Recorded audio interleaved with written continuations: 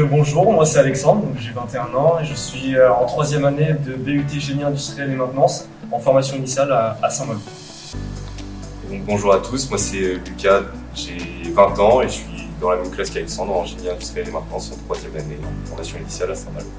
Et du coup, dans le cadre de nos études, on a eu un stage à faire de 3 mois et demi qu'on a effectué donc, à l'étranger avec l'aide de l'IUT, donc en Indonésie, à l'Universitas Indonesia, qui se situe en dessous de Jakarta.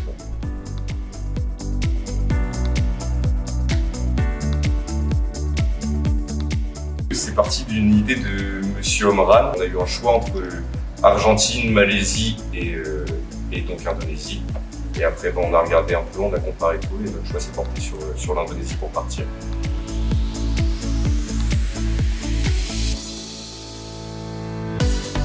Alors donc nous, notre projet, c'était l'étude et la mise en fonction d'une chambre frigorifique qui n'était pas à l'université mais à l'est de Jakarta. Et donc voilà, on avait comme projet de mettre en marche cette chambre frigorifique.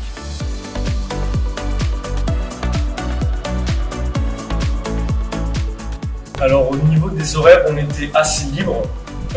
On commençait environ à 9h pour finir à 15-16h.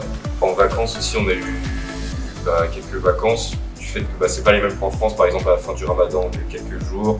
On a eu aussi une période, aussi pendant le Ramadan, où l'Universitas Indonesia était fermée, ce qui nous a permis de pouvoir visiter le pays et donc accentuer un petit peu plus de temps libre, visiter tout ça.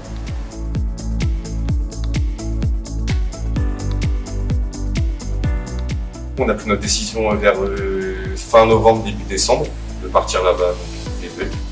On a eu donc des papiers à compléter qui nous ont été envoyés, donc il n'y a pas eu de recherche à faire ou quoi. Donc on complétait le visa qui était prépayé donc par quelqu'un à l'université là-bas, qui nous prépayait, comme ça on le remboursait quand on arrivait. Après on est parti de Charles de Gaulle le 22 février et notre stage commençait le 26, donc le lundi. On a pris un petit peu d'avance histoire de s'acclimater aussi le premier week-end avant de commencer le stage.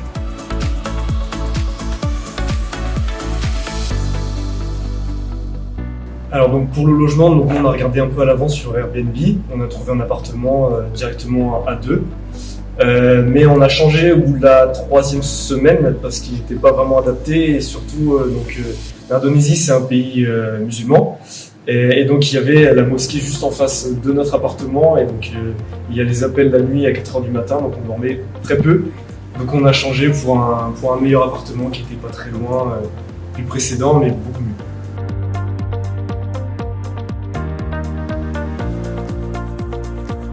Oui, pour ma part, j'ai eu une bourse de la fondation Rennes qui m'a aidé du coup dans ce projet.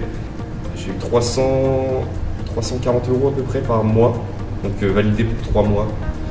Et du coup, j'avais juste quelques papiers à compléter au début du stage pour avoir 80% de ma bourse. Et à la fin du stage, j'avais une attestation à remplir et un questionnaire que j'ai envoyé pour avoir les 20%. Et après, j'ai un travail donc à côté des études aussi qui m'a aidé aussi à payer ça. Et enfin, les parents. Donc moi, par contre, j'ai pas été éligible à la bourse. Donc moi, c'était uniquement avec l'argent que j'ai mis de côté et bien sûr mes parents qui m'ont aidé pour ce projet. En Indonésie, la vie est beaucoup moins chère parce qu'ils gagnent beaucoup moins d'argent aussi. Donc pour nous, ça a été plutôt simple. Pour manger, par exemple, on pouvait manger pour 1 € le midi. Donc c'était beaucoup plus simple pour nous et même les logements étaient moins chers que comparé à la France. Donc sur ça a été.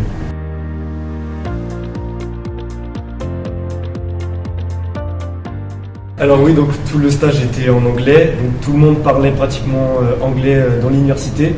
En dehors non, beaucoup d'Indonésiens ne parlent pas un mot d'anglais, donc parfois pour communiquer ça peut être un peu compliqué. Mais dans l'ensemble ça a été, oui.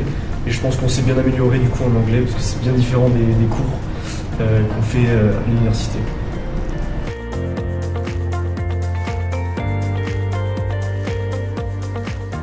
On a appris quelques mots, ça veut dire bonjour, merci. Bon. Alors salamatsia, c'est pour dire bon après-midi. Ouais. Sinon terima kasih, c'est pour dire merci. Sama-sama, c'est de rien.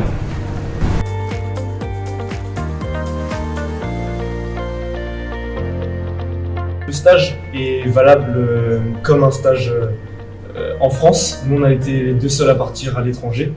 C'est sur base de volontariat, mais le stage est pareil, il y a une soutenance et un rapport à la fin afin de valider l'année.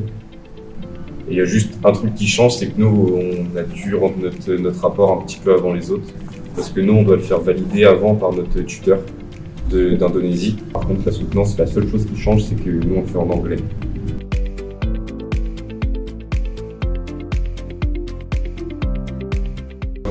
Je trouve que oui, déjà on a découvert donc un nouveau pays, une nouvelle culture aussi, parce que c'est extrêmement différent de la France, déjà du fait que ce soit un pays musulman et pas chrétien. Et après, des paysages aussi qu'on a vus magnifiques.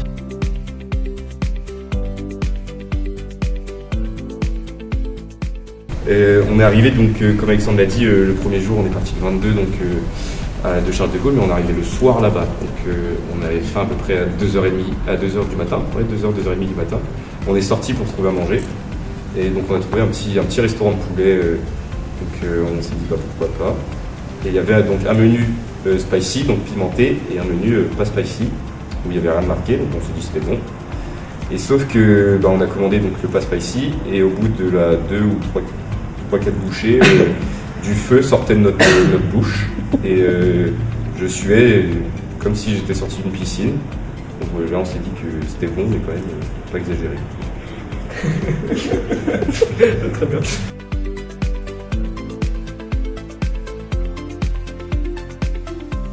Franchement, si vous hésitez, n'hésitez pas.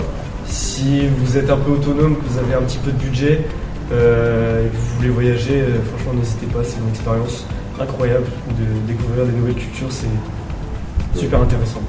Il ne faut pas attendre d'être trop vieux pour le faire. Autant le faire là quand on n'a pas d'enfants, on n'a pas de responsabilité, on n'a rien. Donc si vous pouvez partir, autant y aller. Et en plus, ce sera la même note et tout, donc autant partir.